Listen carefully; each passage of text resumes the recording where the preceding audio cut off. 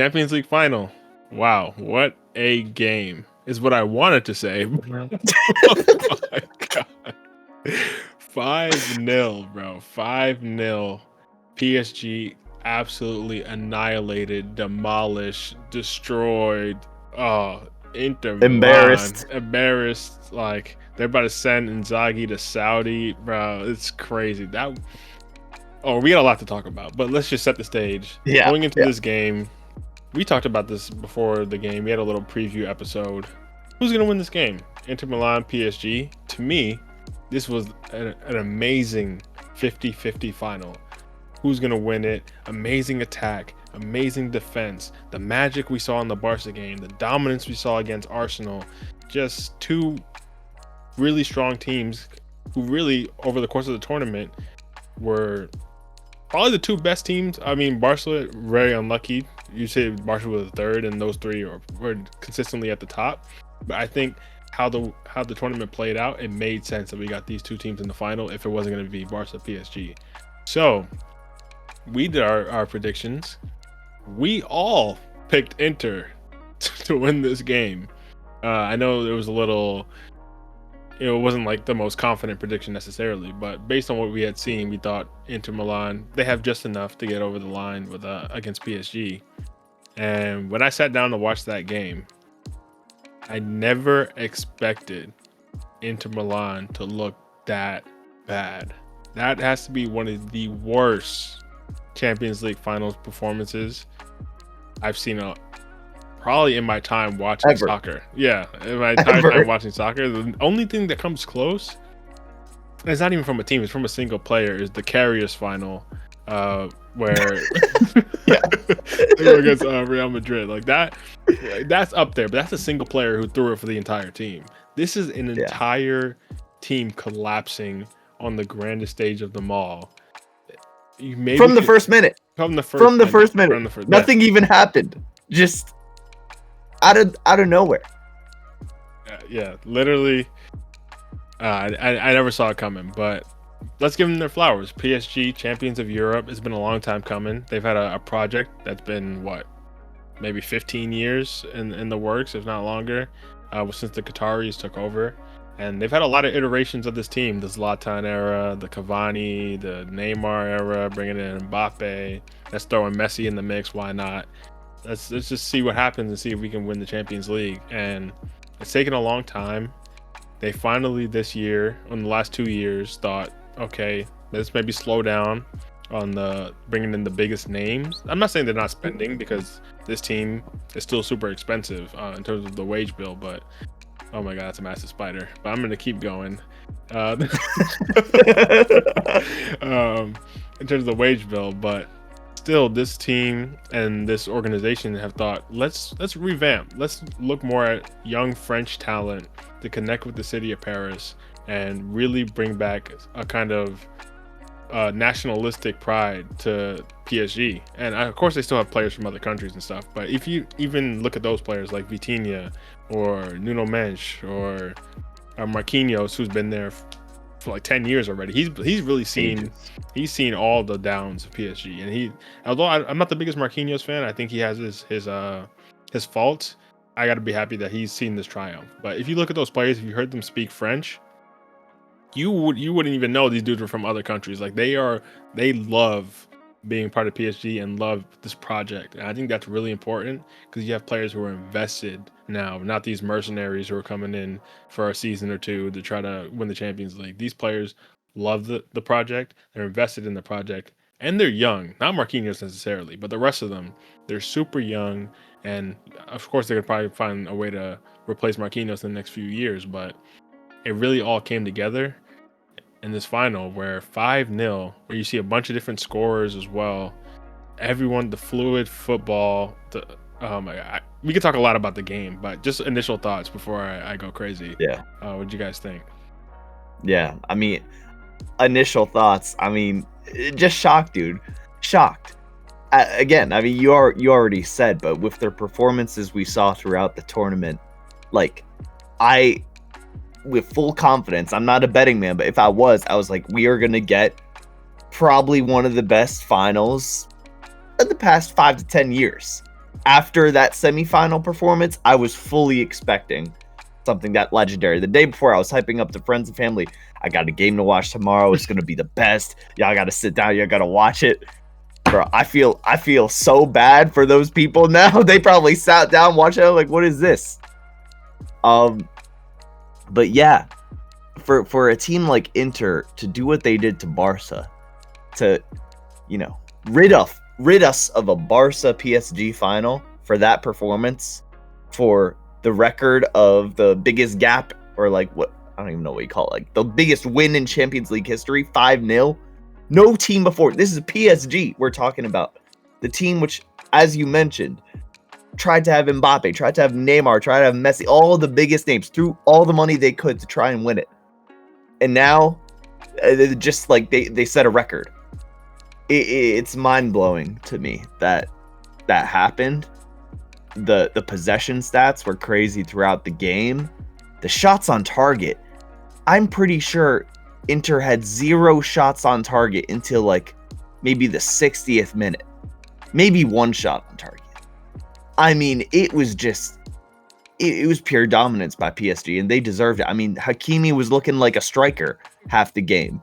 Crazy. I mean, that was crazy. Dembele doing his thing. Doué going crazy. Vitinha. I mean, the clips I've seen of Vitinha, like watching the game, it was already crazy, but actually looking back and seeing like how he built these plays, I mean, dude, it was just, you'd think Inter was like the over 40 Sunday league. Like it was awful. You could clearly see the age gap. Once again, my justification for Mkhitaryan leaving Man United is proven. That dude was never it. That dude was subbed off. He's not been it. I don't even know why he's still playing. Get that dude to the MLS and get him his check and get him out of here.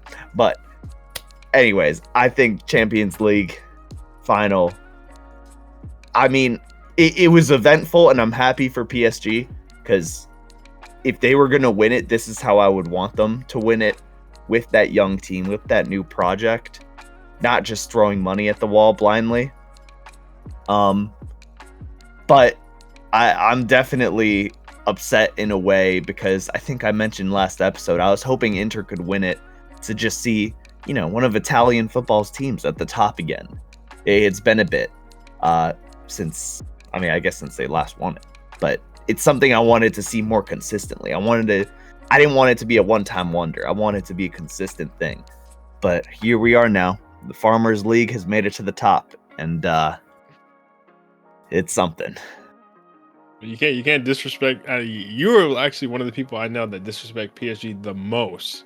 So honestly, yeah, I guess the time has come where you're forced to give them your respect in terms of. I mean, I only bring up that night in Paris. That's all I bring up. God, that's the Rashford in that night in Paris, man. Yeah, you and Rashford in that night in Paris. But before we, I was not there. Yeah, okay. Before we go further into this game, because a lot more to talk about, but I don't know if you were able to catch any of it, Eric, over the weekend. I was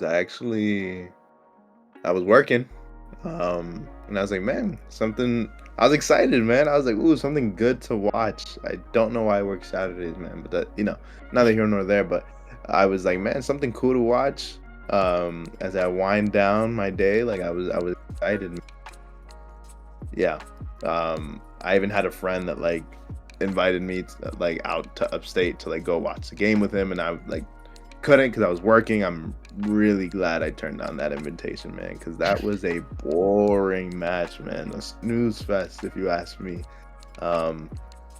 Yeah, I really just wanted a competitive match, and the fact that we didn't get that was a little bit of a letdown.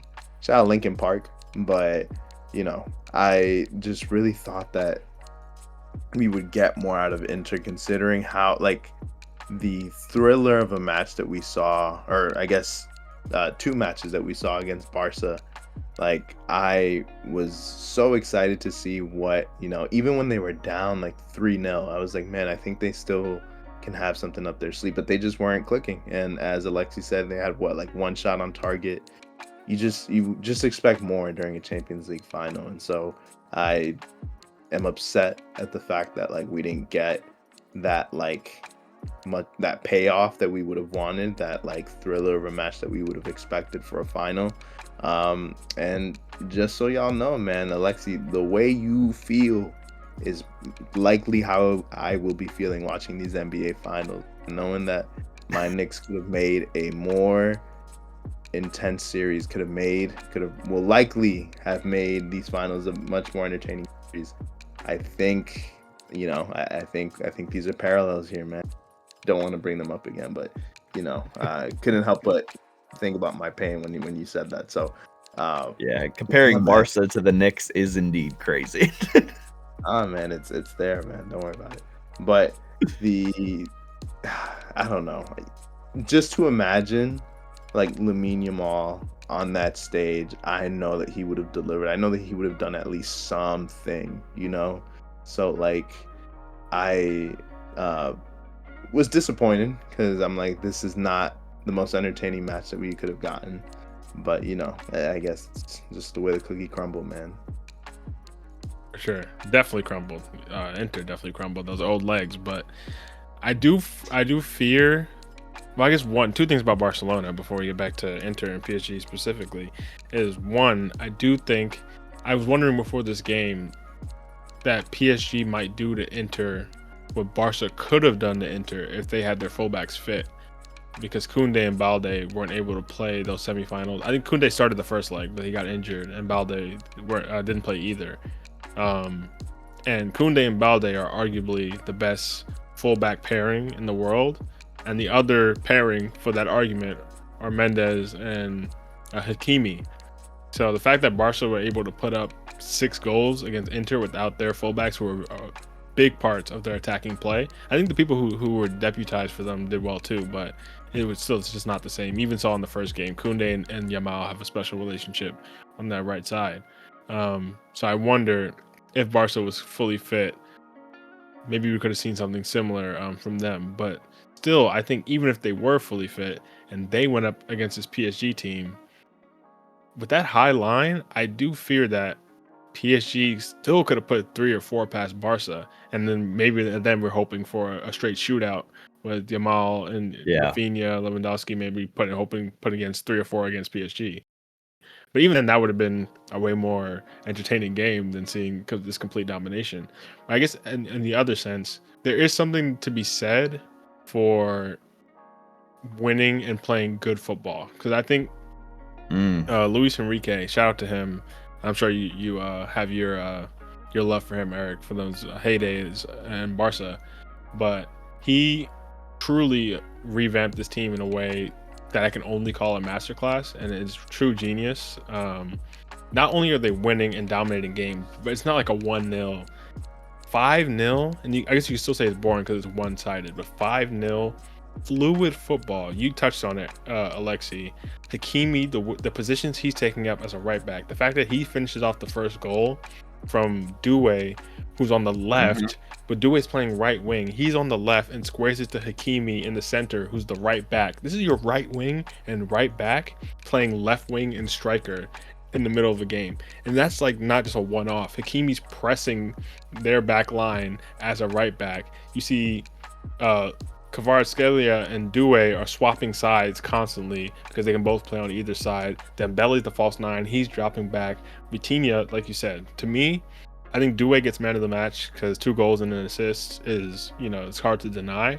But Vitinha's close. Vitinha, in terms of just watching the game, he absolutely ran the show. Like Mkhitaryan, Barella, Çalhanoğlu couldn't even touch him. Like, these guys were just watching him run around with the ball. I saw it was 60% possession, like 62 at halftime. It felt like 85, 90%. Like the domination was just next level.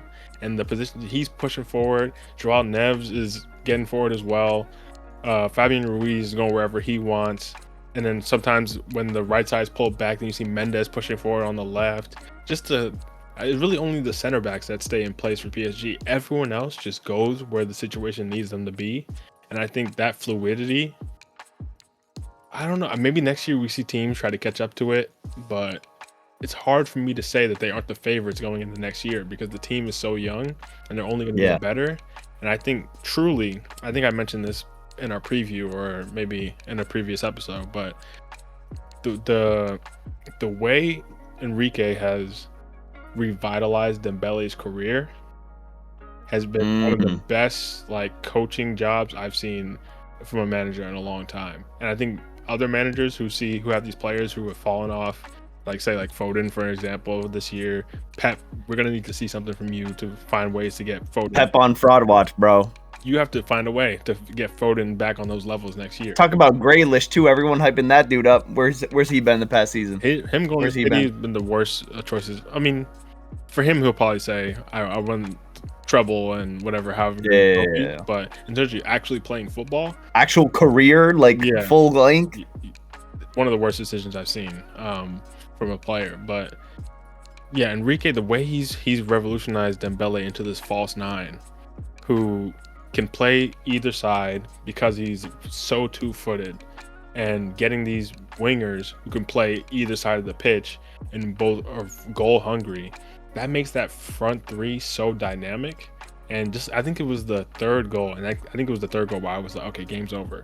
First two, I was like, it's not looking good, but maybe going into halftime, Inzaghi can make some adjustments. But that third goal, Vitinha carries the ball up, passes it to Dembele. He does the back heel to Vitinha, who carries it back. Perfectly weighted pass through to Doué, who finishes it first time near post Merchant and scores that goal. I was like, okay, Inter's not touching this. Like, this is just like the beautiful game on display.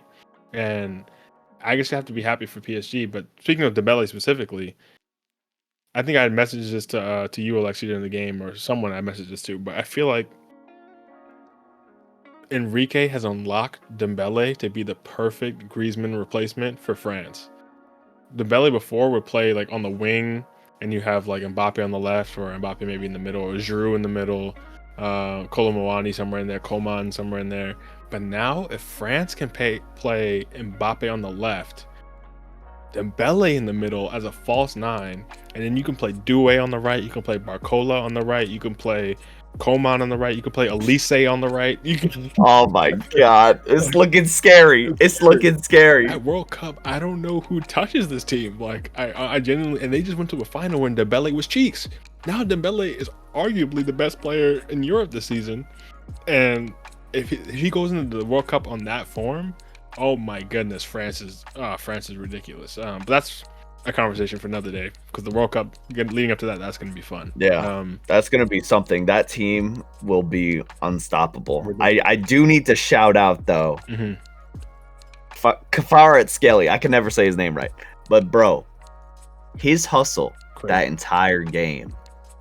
I have never seen a player sprint back, win back the ball, and dominate like he did in like the 70th minute when it was already 4-0 or 5-0. It was 4-0, I think, at that point. Like, there was no need to do that. But that is when you are so locked in as a team, when everyone understands the stakes and the job they have to do, and just the amount, it shows how much it matters to them. That no matter what, they're just going to do what they need to do to get it. I feel like you don't see that a lot now. I've complained so many times about Man U in the past. Rashford walking up top, all our forwards walking up top, no one dropping back. That is a real problem, I feel like, with the modern game. But I am so pleasantly surprised that PSG is the team that has let their players shine and bring this energy to the stage. Forget the score, forget even the fact it was a boring game, but having that performance as a team, I mean, like you said, just being able to see that alone, I think makes it satisfying in its own way.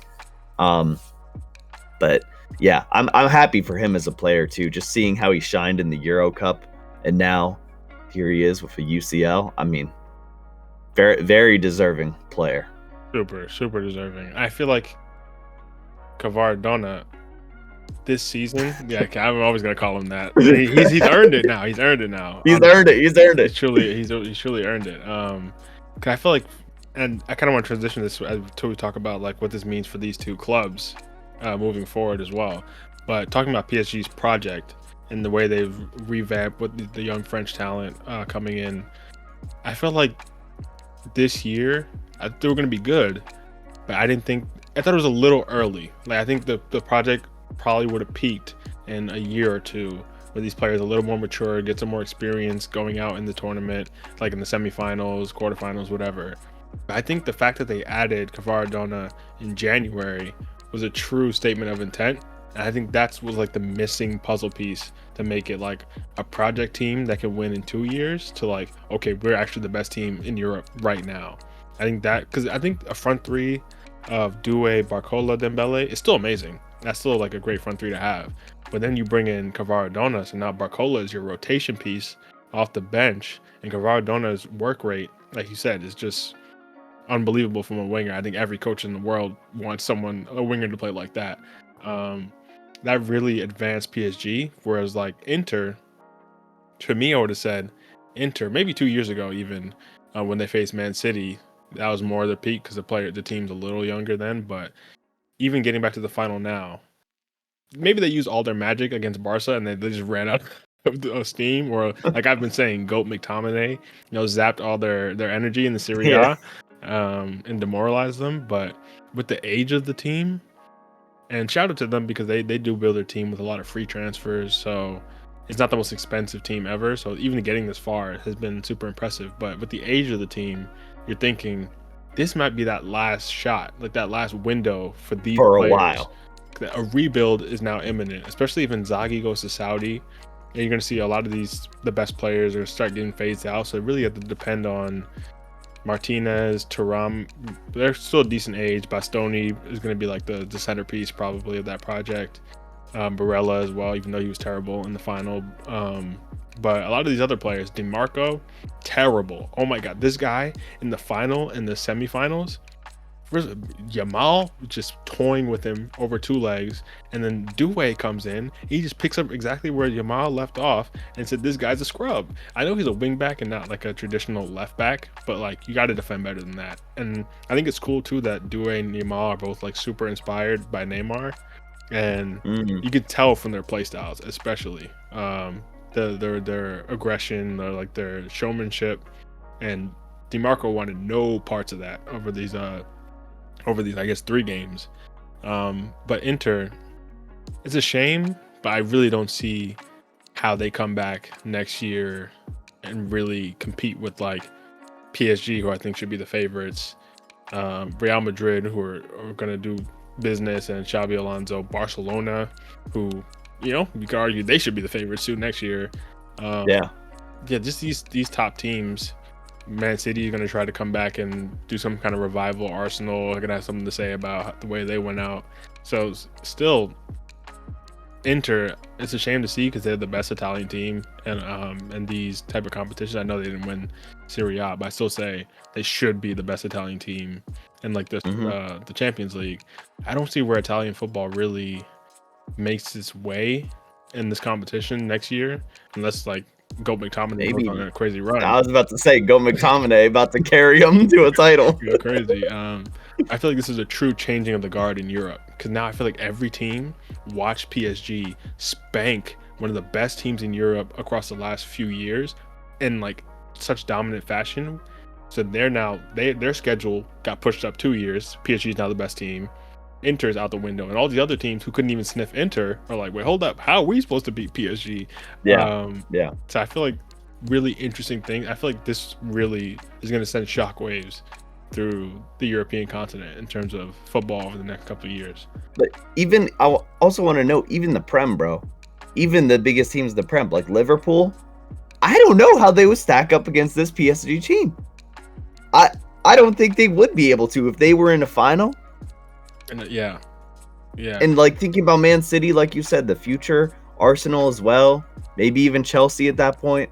Like, look, they're all good and growing in their own right, but based off their performance and the youth of this team, I don't know. If I was a betting man, I might be betting on PSG next season. Yeah, they look scary. And Liverpool, like, I'm glad you brought up Liverpool. They're probably going to be the hardest to really predict because the way they play is going to probably be so different. just because on the second year under Slot, bringing in Frimpong to replace Trent, that's a completely different style of player. Like it's night and day the way they play. So I don't even know how Frimpong and Salah, like how that relationship is going to work.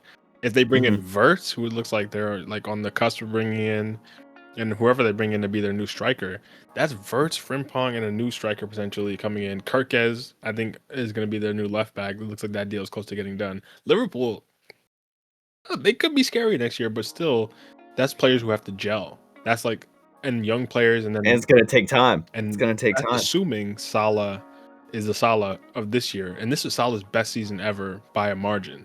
Like that's not. There's no guarantee Salah is putting up however many goal involvements. I think it was like 58 and 52 games or something this year. There's no guarantee he's that good to carry the attack again. So PSG are looking very scary.